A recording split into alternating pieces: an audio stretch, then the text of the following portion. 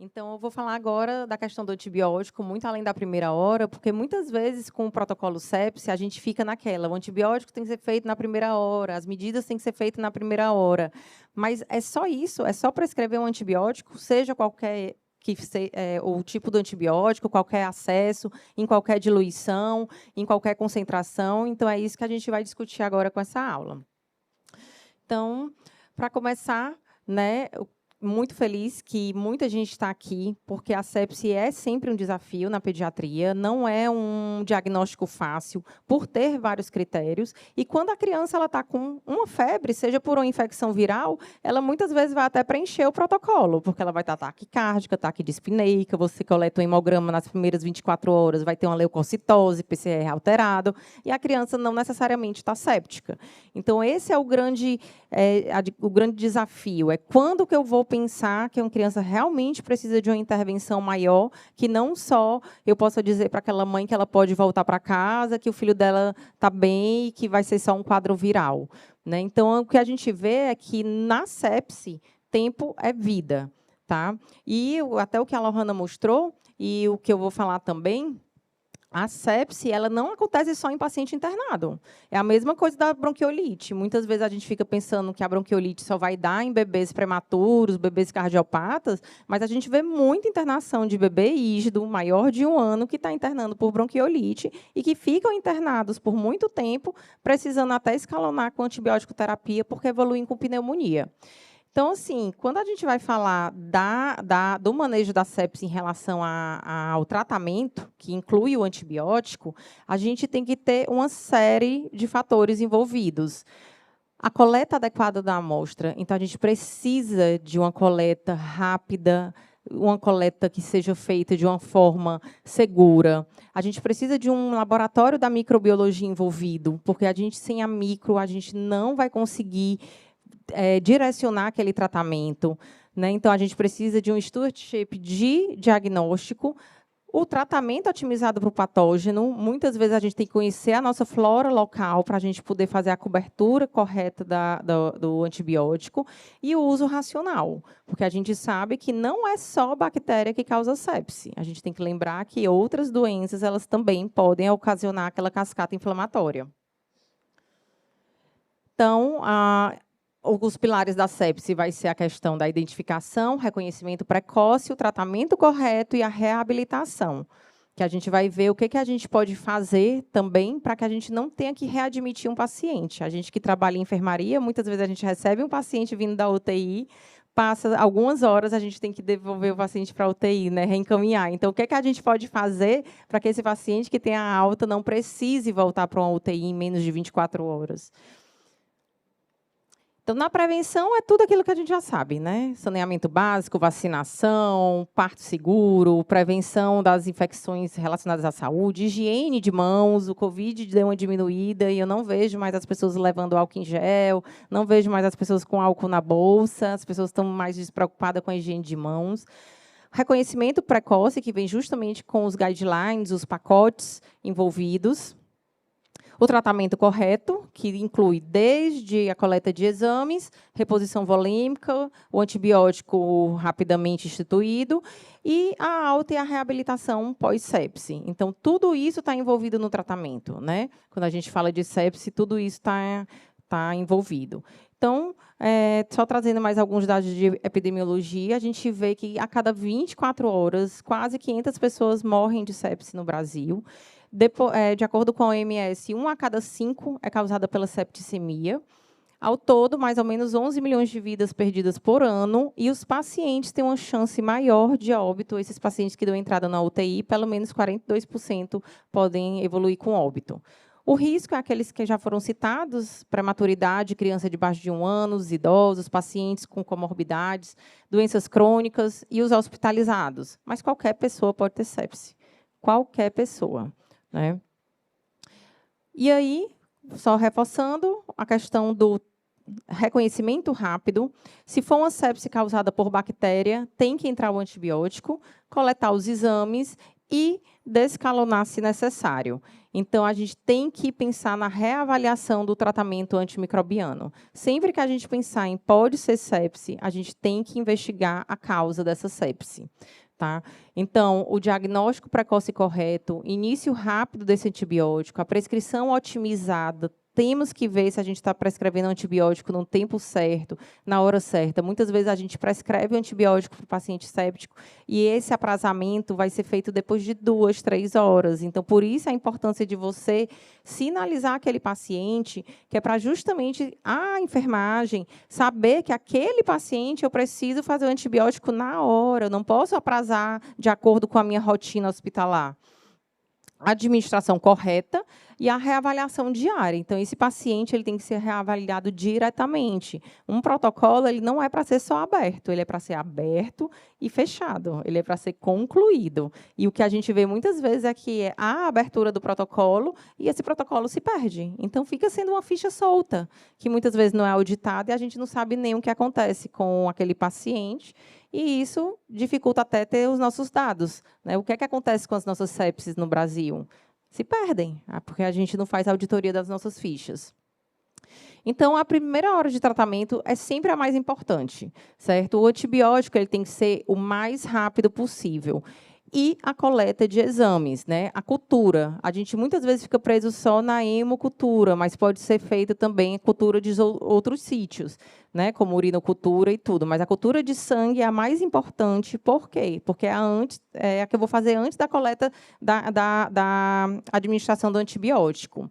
Certo? É uma emergência. Aquilo que foi falado, o termo sepse grave, ele vai sair do nosso vocabulário porque toda sepse é grave. Toda sepse ela é grave, então ela é uma emergência médica, certo? E grande parte dos pacientes eles vão ser atendidos na urgência e emergência, pacientes que vão estar vindo de casa. E aí, o que é que vai ser esse estudo do diagnóstico? É detectar que o paciente tem uma infecção.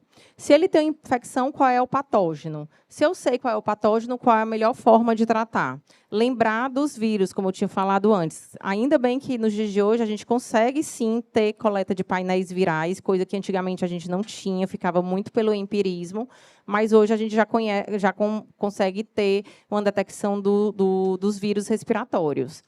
Né? O diagnóstico microbiológico ele vai ser um excelente aliado, gente, porque os antibióticos que a gente tem, muitas vezes, eles são testados, né, como é que eu posso dizer? Eles são colocados e eles têm uma repercussão muito diferente no adulto do que o que a gente tem em criança. E a maioria dos nossos estudos com antibióticos são feitos em adultos saudáveis.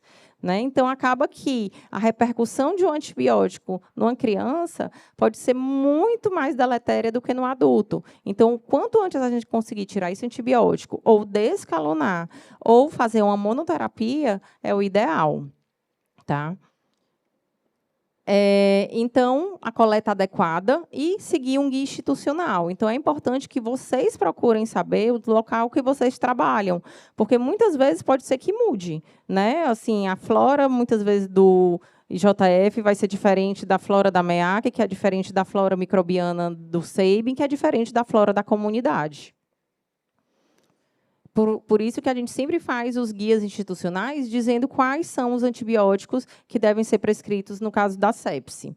Tá? E, para uma coleta adequada, a gente precisa, idealmente, fazer antes do uso do antibiótico, o volume adequado. A gente, às vezes, fica com pena de coletar o exame da criança, da quantidade de exame, mas, idealmente, a gente deveria, quanto mais sítios a gente conseguir, quanto mais ml de sangue a gente tiver, maior a chance que a gente tem de uma positividade nesse exame. Então, muitas vezes, a gente fica com pena e sai pedindo uma série de outros exames que não vão nos ajudar, quando a gente deveria pedir uma cultura com um quantitativo maior. Né? Às vezes, a ANEL fica um pouco prejudicada na neonatologia, porque os bebezinhos, realmente, a gente não consegue coletar 5, 10 ml. Né? A identificação adequada da amostra. Quem nunca trabalhou em algum canto que perdeu uma amostra de sangue, né, que perdeu até a amostra de biópsia, então, fazer uma identificação adequada. A qualidade do laboratório. O laboratório é importantíssimo. Então, muitas vezes, a gente só fala da equipe multi, falando da técnica da enfermagem, a gente não cita o laboratório, mas o laboratório, ele disponibilizar um resultado parcial, rápido, em 24, 48 horas, daquele crescimento bacteriológico, é importantíssimo. Ele vai guiar assim o tratamento de uma forma que vocês não podem nem imaginar. E aí vem com o laboratório fazer a punção da técnica correta, né, o número de frascos adequados, armazenamento e transporte e o reporte rápido dos resultados. Então, por isso a importância da sinalização, porque, às vezes, o laboratório que está incluído nesse processo, ele vai fazer a ronda, depois que coleta aquele exame, e aí você fica cobrando o resultado daquele hemograma, do PCR, e, muitas vezes, o pessoal está rodando com aquele frasco em outros andares. Então, é muito importante. Né? Por que eu falo isso? Porque a resistência antimicrobiana é um cenário epidemiológico que a gente vai vivenciar nos próximos anos. Ela é uma doença oculta, vai ser uma grande epidemia que a gente vai viver de não ter antibiótico para tratar as bactérias. Né? A corrida que a gente faz do ganho de um antibiótico novo e a resistência bacteriana é desleal. As bactérias, elas conseguem fazer um mecanismo de resistência muito mais rápido do que o que a gente consegue produzir um novo antimicrobiano. Então, assim, hoje já é um problema, certo, que a gente vive em relação a ter mortes, né, por questão da resistência antimicrobiana. E é muito importante que a gente venha falando isso, porque ela, ó, aqui, deixa eu ver, não tenho aqui. A resistência microbiana está em terceiro lugar, né? Perdendo para a doença isquêmica do miocárdio e AVC. Então, é um futuro que a gente vai viver nessa questão de óbitos por não ter com o que tratar, pelo menos é o que os registros mostram em 2050. E isso a gente já vivencia hoje. Né? Se a gente for para qualquer palestra atual mostrando a resistência que a gente está tendo do pneumococo aos macrolídeos, né? Aquela chance que você tem de errar ao tratar uma criança com infecção pneumocócica com azitromicina, pelo uso aí desenfreado da azitromicina que a gente tem. Outra coisa que a gente está vendo, né, o aumento das cepas pneumocócicas resistentes às penicilinas. Muitas vezes, em crianças, a gente já tem que fazer uma dose maior da penicilina em menores de 5 anos, e até mesmo a vancomicina, quando a gente pensa numa criança com sepse de origem pulmonar, ou de origem, né, de sistema nervoso central. Então, isso já é uma realidade hoje. Isso já é uma coisa que a gente vivencia, a resistência microbiana de pneumococo e estafilococo na comunidade.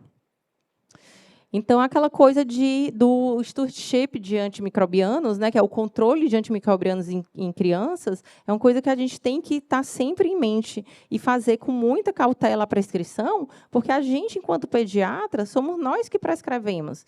E mais de 50% dos antibióticos prescritos para a pediatria são de forma desnecessária. E a gente viu isso, né, no Covid, a gente vivencia isso também nos quadros de IVAs, de catarro que não para sem fim, porque a criança está só tossindo e a mãe quer um remédio mágico para acabar com aquela secreção, e o remédio mágico é a amoxicilina, que, na verdade, não é. Então, vamos ver o que é o início rápido dessa infusão de antibiótico. Né? Então, na primeira hora, deve ser, faz parte das boas práticas, essa antibiótico terapia endovenosa na primeira hora, certo? Só que, se você estiver pensando que essa sepse só é possível se você tiver na dúvida ainda, não tiver uma certeza, essa administração pode esperar até 3 horas. Então, você pode fazer outros exames, claro que isso cobrando, e você do lado do paciente reavaliando. Né, e cobrando do antibiótico, ou do laboratório, um hemograma precoce, um PCR, né, e do lado do paciente avaliando. Os guidelines falam que você pode até esperar até 3 horas.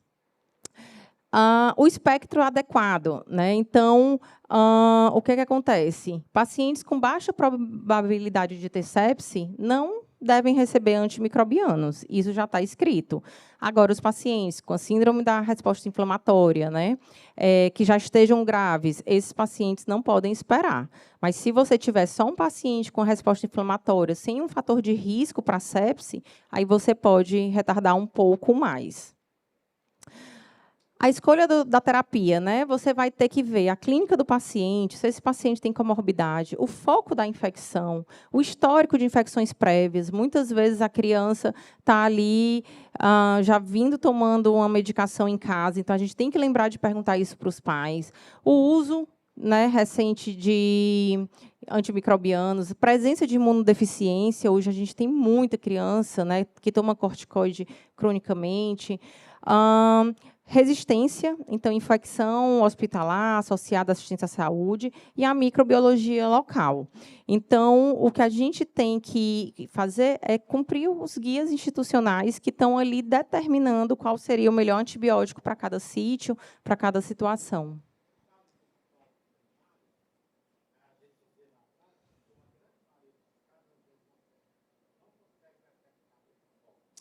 Não consegue.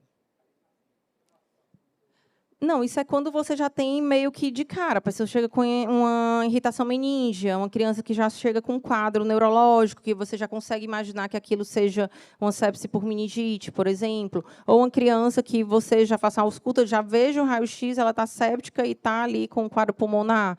Mas, claro que a maioria das crianças, muitas vezes, não tem um foco, né? Mas isso daí é quando você consegue detectar o foco, então você direcionar aquele antibiótico para o sistema nervoso central, para o pulmão, né? Para aquele foco que você conseguiu detectar. Quando não sabe, aí você vai fazer a antibiótico terapia multipatógenos, né? Assim, polimicrobiana. Em relação à recomendação, né, de 3 horas na ausência de choque, também se baseou na necessidade, né, de evitar essa exposição aos antimicrobianos. Só que a gente tem que pensar se isso é viável. Só é viável nos centros onde eu consiga ter um descalonamento agressivo e suspensão nos casos onde a infecção é afastada. Então, o que é que eu vou fazer? Nos casos onde eu não consigo detectar, eu não consigo esperar, eu vou fazer o antibiótico na primeira hora e vou cumprir o descalonamento para a suspensão quando eu descartar essa sepse. Então, não é errado prescrever antibiótico, não é errado eu ser mais agressivo numa suspeita de sepse. O errado sou eu descartar aquela sepse, descartar a infecção bacteriana e eu manter aquele antibiótico por medo, né, ou porque eu não estou tão seguro. Então, por isso que a gente tem que fazer uma reavaliação constante e ter a micro do nosso lado. A terapia combinada, gente, é um ponto que muitas vezes as pessoas perguntam. Eu preciso estar fazendo Cefiox, Cefivanco, eu preciso estar cobrindo todos os micro-organismos. Então, muitas vezes, a terapia combinada ela não é indicada com os pacientes que não têm fator de risco. Mas uns pacientes que têm fator de risco, pacientes graves, pacientes que muitas vezes você não saiba o foco ou está pensando numa cepa resistente, o ideal é que você faça a terapia combinada. Um caso neutropênico febril, muitas vezes, né, os pacientes oncológicos. Então, o que é a recomendação da terapia combinada? Sem comprometimento imunológico e risco de patógeno resistente, monoterapia, a não ser na estreptococcia do grupo B, que você pode utilizar 2 antimicrobianos para fazer sinergismo. Agora, você vai fazer, né, terapia combinada se tiver um comprometimento imunológico ou alto risco para patógeno resistente.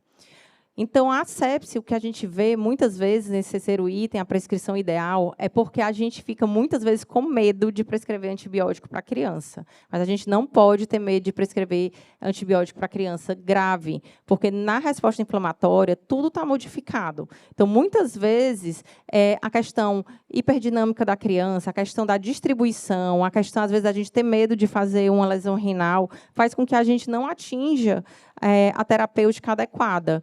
Então, o que é importante a gente ver? Que as concentrações que a gente faz, às vezes, reduzidas, elas podem ter uma baixa penetração tecidual. Hoje, o direcionamento do acompanhamento de um controle de infecção, da visita do infectologista, ele vem justamente para ajudar o prescritor a poder a gente, juntos, ver aquele paciente, como está a albumina daquele paciente, como é que está aquele peso daquele paciente nesse momento, né? Se o paciente está muito, é demasiado, se está pouco, é demasiado. Porque, muitas vezes, a gente tem medo de prescrever uma dose maior, pensando nos efeitos tóxicos do antibiótico, e a gente acaba não atingindo a concentração ideal. Então, é fundamental que esse ajuste seja individualizado, né, porque é aquilo que eu estava falando anteriormente, a maioria dos dados eles se baseiam em voluntários sadios e pacientes não graves. E aí as doses sugeridas não foi testada em paciente crítico. Ninguém faz teste em paciente crítico. Vamos testar se esse paciente vai viver ou não, paciente ali já crítico. Quem vai querer participar de uma pesquisa dessa? Né? Então, acaba que a gente, muitas vezes, faz uma concentração inadequada e reduzida, né? E aí precisa utilizar doses que... o ideal seria utilizar doses e regimes que permitam a capacidade bactericida máxima, com uma redução rápida da carga bacteriana. Tá? Então, ajuste de dose. O que é importante vocês entenderem aqui é que pacientes com disfunção renal ou hepática aguda ou prévia, o ajuste do antibiótico deve ser feito somente após a primeira 24 horas. Então, muitas vezes, a gente fica com medo de prescrever a dose plena nesse primeiro, assim que você detecta, mas o ideal é que você prescreva, certo? Pois é necessário atingir rapidamente essa concentração inibitória mínima. E outra coisa que você tem que ver é que, muitas vezes, aquela função renal pode melhorar, né? E o ajuste da função renal ele tem que ser feito baseado no clearance de creatinina. E aí, a diluição. É muito importante que a gente faça uma diluição adequada, correta desse medicamento para garantir a compatibilidade com outros medicamentos e ver se esse medicamento pode ser instituído em bolos ou se precisa ser administrado no tempo... meu Deus, em bolos, ou então no tempo dele de 1 hora, 30 minutos. E aí é importante a gente saber que, nos antibióticos de concentração dependente, como, por exemplo, os aminoglicosídeos, a gente precisa ver o pico de concentração, né, concentração dependente, não é tempo dependente. E aí, nos carbapenêmicos e beta-lactâmicos, isso já são estudos recentes, mostrando a infusão estendida. O que seria essa infusão estendida? Seria você botar para correr em 2, 3 horas, certo?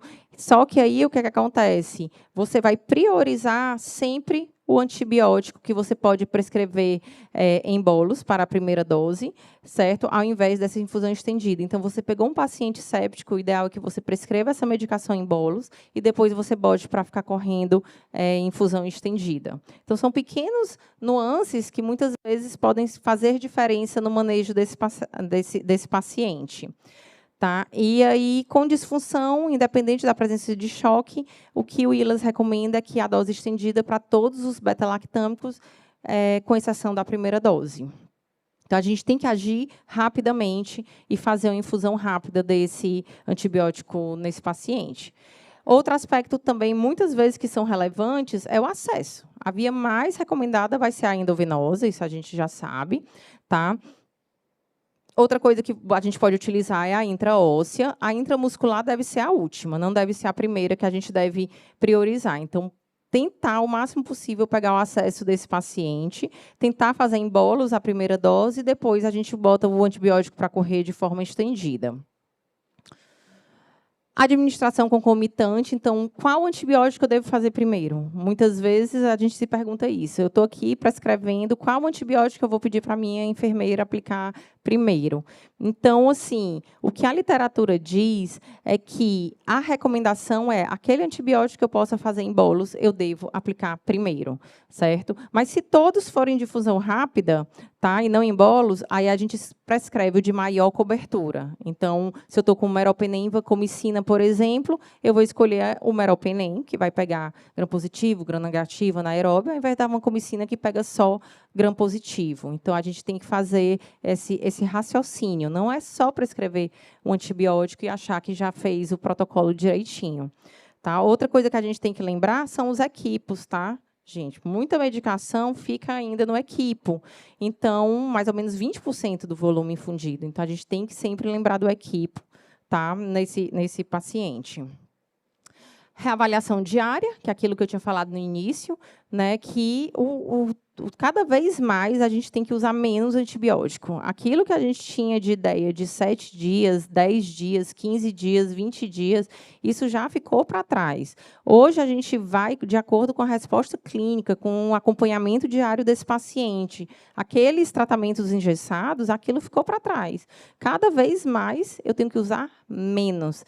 Tá? Então, alguns tratamentos eu posso precisar de mais tempo. Infecção fúngica, uma infecção óssea, uma infecção de tecido profundo, pacientes oncológicos que estão, muitas vezes, com infecção fúngica de foco profundo, aí eu posso precisar estender.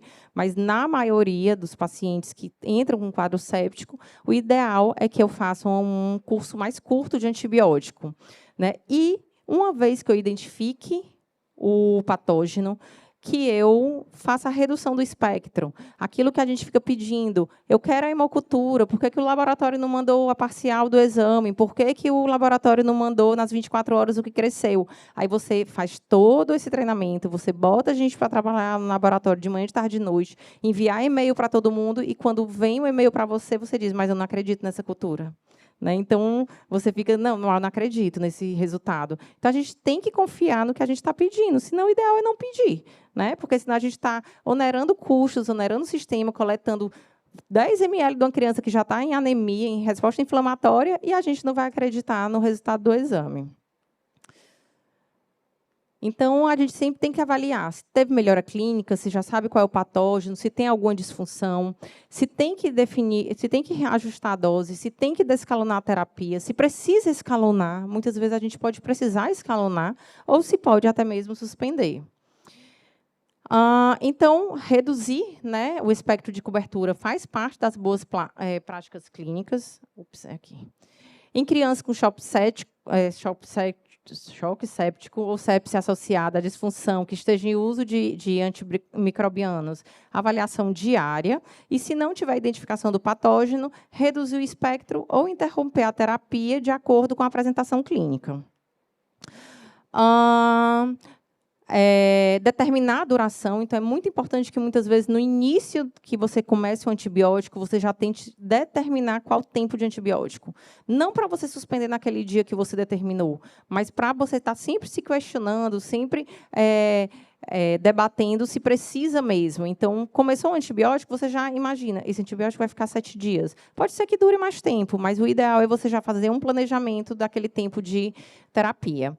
Então, é bem importante, certo, que para essa otimização da terapia antimicrobiana, a gente lembre de tudo isso que eu falei, né? A via que você está administrando, se a prescrição está otimizada, então, muitas vezes, a gente tem que cobrar. Colocou, já tá correndo esse antibiótico, o antibiótico está direitinho, está bem diluído, né?